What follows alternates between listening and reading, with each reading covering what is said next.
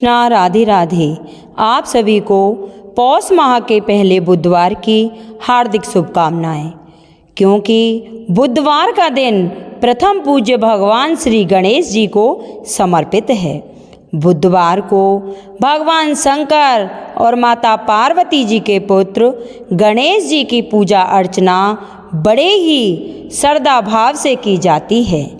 भगवान गणेश जी को विघ्नहर्ता के नाम से जाना जाता है, क्योंकि इनकी पूजा करने से हमारे सारे कष्ट दूर हो जाते हैं। गौरी पुत्र गणेश को सब देवताओं में प्रथम पूज्य होने का वरदान प्राप्त है। इसीलिए किसी भी पूजा को शुरू करने से पहले गणेश जी की पूजा की जाती है। समस्त दुखों के निवारण के लिए बुधवार के दिन विधि विधान से गणेश गजानन की पूजा करने से हमें मनवांछित फलों की प्राप्ति होती है।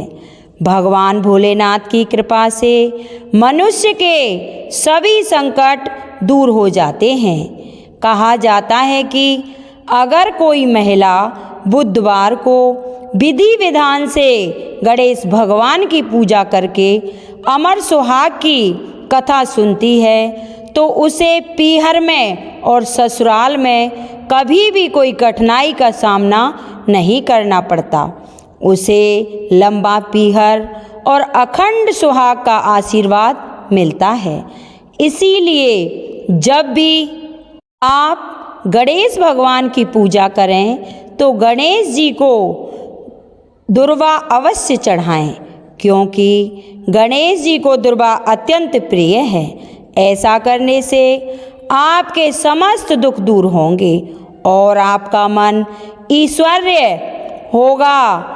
गौरी पुत्र गणेश को मिठाई बहुत पसंद है, इसीलिए मोदक का भोग लगाने से गणेश जी बहुत ही प्रसन्न हो जाते हैं और हमारे सभी तरह के कष्टों का निवारण करते हैं। इसलिए जब भी बुधवार को गणेश जी की पूजा करें तो मोदक का भोग अवश्य लगाएं। भगवान गणेश जी की पूजा शुरू करने से पहले उनके मस्तक पर सिंदूर का टीका लगाना चाहिए। सिंदूर का टीका लगाने से गणेश जी प्रसन्न होते हैं और अपने भक्तों को मनवांछित फलों का वरदान देते हैं। प्रथम पूज्य गणेश जी की पूजा करने से व्यक्ति का मन हमेशा शांत रहता है, बल बुद्धि का विकास होता है, आत्मविश्वास में वृद्धि होती है। तो आइए आज पौष महीने में सुनते हैं गणेश जी भगवान की कथा।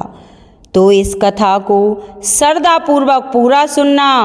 वैसे तो किसी भी कहानी को बीच में नहीं छोड़ना चाहिए, लेकिन गणेश जी भगवान की कहानी को बीच में छोड़ने से हमें दोष लगता है।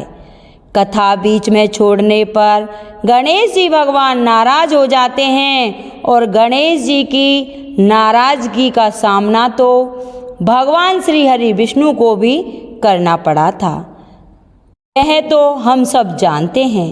बोलो गणेश गजानन की जय हो। बोलो गणेश भगवान की जय हो। एक समय की बात है, एक भाई बहन रहते थे। बहन का नियम था कि वह अपने भाई का चेहरा देखे बिना भोजन नहीं करती थी। वह रोजाना सबसे पहले भाई का चेहरा देखती थी और उसी के बाद में भोजन किया करती थी। उसी तरह करते करते दोनों भाई बहन बड़े हो गए। दोनों की शादी हो गई। बहन की शादी पास ही के गांव में की गई थी। तो बहन रोजाना सुबह जल्दी उठती और जल्दी जल्दी घर का काम खत्म करके भाई का मुंह देखने के लिए मायके चली आती। एक दिन रास्ते में वह एक पीपल के पेड़ के नीचे बैठ गई। पीपल के वृक्ष के नीचे गणेश जी की मूर्ति रखी थी। तो उसने गणेश जी भगवान के सामने हाथ जोड़कर कहा कि मेरे जैसा अमर सुहाग और मेरे जैसा अमर पीहर सबको देना। यह कहकर वह आगे बढ़ गई। फिर उसका रोजाना का यही क्रम था। जब वो वहाँ से गुजरती तो गणेश जी से कहती कि हे गणेश महाराज, मेरे जैसा अमर सुहाग और मेरे जैसा अमर पीहर सबको देना। ऐसा कहती और आगे बढ़ जाती। एक दिन की बात है कि जंगल की झाड़ियों के कांटे उसके पैरों में चुभ गए। फिर भी उसने कोई परवाह नहीं की। जैसे ही वह अपने भैया के घर पहुंची और भाई का मुख देखकर बैठ गई, तभी उसकी भाभी का ध्यान उसके पैरों की ओर गया और देखा कि ननद बाईसा, आपके पैरों का क्या हाल हो गया है, जो कि इतनी बुरी तरह से खून निकल रहा है। तो वह बोली, भाभी कि कोई बात नहीं है। भाभी, रास्ते में झाड़ियों के कांटे गिरे हुए थे, वो मेरे पैरों में चुभ गए हैं। तो उसकी भाभी ने उसके पैरों को धोया, फिर मलहम लगाई। कुछ देर आराम करने के बाद में वो अपने घर को लौट आई। तो जब वो वापस चली आई तो पीछे से उसकी भाभी ने अपने पति से कहा कि रास्ते को साफ करवा दो। देखा नहीं आपकी बहन के पाँवों में कितने कांटे चुभ गए थे। वह रोजाना वहाँ से आती है। तो भैया दूसरे दिन कुल्हाड़ी लेकर और सारी झाड़ियों को काट आया और रास्ता साफ कर दिया। ऐसा करने से गणेश जी की प्रतिमा झाड़ियों के साथ वहाँ से हट गई। तो यह देखकर भगवान गणेश जी गुस्सा हो गए और उसके भाई के प्राण हर लिए। तो गांव के सारे लोग उसे अंतिम संस्कार के लिए ले जा रहे थे। जब उसकी भाभी ने रोते हुए कहा कि तुम थोड़ी देर रुक जाओ, उनकी बहन आने वाली होगी तो वो अपने भैया का मुख देखे बिना नहीं रह सकती। जब तक वो अपने भैया का मुख नहीं देखती तब तक वो भोजन ग्रहण नहीं किया करती है। तो उसकी बात सुनकर गांव के लोगों ने कहा कि आज तो वो अपने भाई का मुख देख लेगी, पर कल कैसे देखेगी। तो उसने कहा कि आज आप मेरे कहने से रुक जाओ। तो सारे गांव वाले उसकी बहन का इंतजार करने लगे। हर रोज की तरह बहन अपने भाई का मुख देखने के लिए जंगल से निकली। तो उसने देखा कि सारा रास्ता साफ किया हुआ है। जब वो आगे बढ़ी तो देखा कि सिद्धि विनायक को वहाँ से हटा दिया गया है। तब उसने जाने से पहले गणेश जी का वहाँ से उठाया और कपड़े से साफ करके अच्छे स्थान पर रखकर हाथ जोड़कर कहा कि हे गणेश जी, मेरे जैसा अमर सुहाग और मेरे जैसा अमर पीहर सबको देना। ऐसा कहकर वो आगे निकल गई। तो भगवान गणेश जी ने सोचा कि अगर मैंने आज इसकी बात नहीं सुनी तो मुझे कौन मानेगा और कौन मेरी पूजा करेगा। तब सिद्धि विनायक ने उसे आवाज़ दी और कहा कि बेटी, इस खेजड़ी की 7 पत्तियां लेकर जाओ और उसे कच्चे दूध में धोकर अपने भाई के ऊपर छींटा मार देना। वह मुड़कर देखने लगी तो उसे कोई नहीं दिखा। फिर उसे आवाज़ आई कि बेटी, इस खेजड़ी की 7 पत्तियां ले जाओ और कच्चे दूध में भिगोकर अपने भाई के ऊपर छींटा मार देना तो वह उठ बैठेगा। यह सुनकर बहन पीछे फिर दोबारा मुड़ती है, कोई नहीं दिखता। तो वह सोचने लगी, ठीक है, जैसा मेरे को कहा है मैं वैसा करती हूँ। तो उसने 7 खेजड़ी के पत्ते तोड़ लिए और अपने भैया के घर पहुँच गई। तो उसने देखा कि वहाँ बहुत सारे लोग इकट्ठा होकर बैठे हैं और भाभी रो रही है और भैया की लाश रखी हुई है। तो उसने उन 7 पत्तियों को बताए अनुसार कच्चे दूध में घोलकर अपने भैया के ऊपर छींटा दे दिया। तो उसका भैया हर हर करता हुआ उठ खड़ा हो गया और कहने लगा कि आज तो मुझे बहुत ही गहरी नींद आ गई। तो उसकी बहन यह बात सुनकर बोली कि भैया, ऐसी नींद किसी दुश्मन को भी ना आए। तो उसका भाई बोला, क्यों बहन, ऐसा क्या हो गया और इतने सारे लोग यहाँ क्यों इकट्ठे हैं? तो उसने सारी बात अपने भैया को बताई।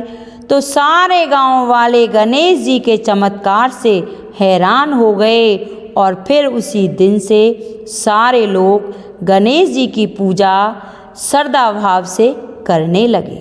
ये गणेश जी भगवान, जैसे आपने उस भाई की रक्षा की, वैसी ही मेरी कथा सुने, हुंकारा भरे, उनकी सभी मनोकामना पूर्ण करना। बोलो गणेश भगवान की जय। दूसरी कहानी सुनेंगे बुढ़िया माई की। एक बुढ़िया माई थी।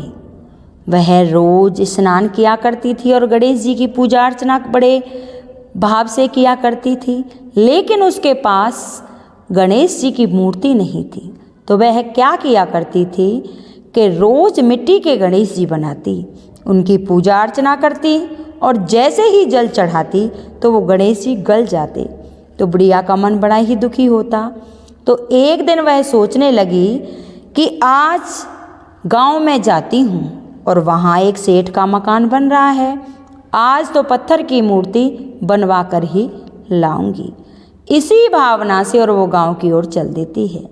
जैसे ही सेठ का मकान वहाँ बन रहा था, वहाँ पहुँचती है तो उस साहूकार का मकान था, उसमें जो मिस्त्री लगे हुए थे उनसे कहती है कि अरे भैया, तुम्हारा पत्थर का काम चल रहा है और मेरे पास पत्थर के गणेश जी नहीं है, मैं रोजाना उनकी पूजा अर्चना करती हूँ, तो आप मेरे लिए पत्थर के गणेश जी बनवा दो।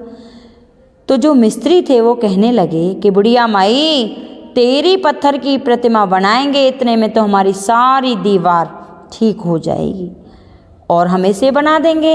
हमारे मालिक का हुक्म है कि हमें ये मकान जल्दी बनवाना है। फिर बुढ़िया माई कहती है, अरे भैया, मेरे पास पत्थर के गणेश जी नहीं हैं और मैं पूजा अर्चना करती हूँ, मिट्टी के गणेश जी होते हैं, जैसे ही उन पर जल चढ़ाती हूँ तो वो गल जाते हैं, तो एक मूर्ति बना दो। फिर वो मना कर देते हैं। तो बुढ़िया माई को गुस्सा आता है और वो कहती है कि हे गणेश भगवान, मैंने इनसे कितनी प्रार्थना की लेकिन एक प्रतिमा इन्होंने नहीं बनाई, तो मैं चाहती हूँ कि इनका मकान बने ही ना। यह कहकर बुढ़िया माई आगे चल दी। अब तो जो मिस्त्री थे वह सारा दिन उसी दीवार में लगे रहे, कभी उसे बनाए और बना कर देखें तो वो टेढ़ी हो जाए, फिर उसे उधेड़ें। इसी धनाबुनी में सारा दिन निकल गया। तो शाम को जो मिस्त्री था वो आता है और पूछता था, अरे भाई, आज तो तुम लोगों ने कुछ काम ही नहीं किया, क्या बात है? कि हमने तो बहुत काम किया था, सुबह से इसी में लगे हुए हैं, लेकिन एक बुढ़िया माई आई थी, वो पता नहीं क्या कह गई कि क्या बात है, कि वो हमसे कह रही थी कि पत्थर की मूर्ति बना दो गणेश जी की, हमने मना कर दिया और वो तो चली गई, पर हम इसी में लगे हुए हैं। वो कहते हैं कि जाओ उस बुढ़िया माई को बुला के लाओ। तो जो सेठ था उसके हाली हमाली जाते हैं और उस बुढ़िया माई को बुलाकर लाते हैं और सेठ बुढ़िया माई से कहता है, करी बुढ़िया माई, तेरे गणेश जी से कहें और ये दीवार ठीक करा दे, और तू पत्थर की कह रही है, मैं तेरे लिए सोने की मूर्ति बना के दूंगा। तो बुढ़िया माई कहती है, जब मैंने इन मिस्त्रियों से गणेश जी पत्थर के बनवाने के लिए कहा कि मेरे पास मूर्ति नहीं है और मैं मिट्टी के गणेश जी बनाती हूँ, जैसे ही जल चढ़ाती हूँ तो गणेश जी गल जाते हैं, इन्होंने मना कर दिया, तो तू मुझे सोने के गणेश जी कैसे बना के देगा? तो जो सेठ होता है वो कहता है कि मैं वचन भरता हूँ और माँ, मैं तुझे सोने के ही गणेश जी बनवा के दूंगा। तो बुढ़िया माई थोड़ी देर के लिए अपनी आंखें बंद करती है और अपने गणेश जी से गुहार लगाती है कि हे गणेश जी भगवान, आज तो मेरी मन की इच्छा पूरी हो गई और आप इसकी दीवार को ठीक कर दो। जैसे ही बुढ़िया माई अपनी आंखें खोलती है और उन मिस्त्रियों से कहती है कि जाओ देखो तुम्हारी दीवार कैसी है, तो दीवार ठीक पाती है। तो गणेश भगवान की जय जयकार होने लगती है और वो सेठ बुढ़िया माई को सोने के गणेश जी बनवा के देता है। फिर उसी गांव में एक मंदिर बनवाता है और गणेश जी की मूर्ति स्थापना करता है और सारे गांव वालों से कहता है कि जैसे इस बुढ़िया माई की गणेश जी भगवान ने मनोकामना पूरी की, वैसे ही आप लोग अगर सच्ची श्रद्धा भावना से पूजा अर्चना करोगे तो आपकी भी मनोकामना पूर्ण होगी। उसी दिन से उस गांव में गणेश जी की जय जयकार होने लगी। हे गणेश भगवान, जैसे आपने उस बुढ़िया माई की सुनी, वैसे ही कहानी सुनने वाले की, कहानी कहने वाले की, हुंकरा भरने वाले की, सारे पूरे परिवार पर अपनी कृपा दृष्टि बनाए रखना और अपनी अनुकंपा सदा दर्शाते रहना। बोलो गणेश भगवान की जय। आपको ये हमारी कथा कैसी लगी कृपया कमेंट बॉक्स में ज़रूर बताना। बोलो गणेश भगवान की जय।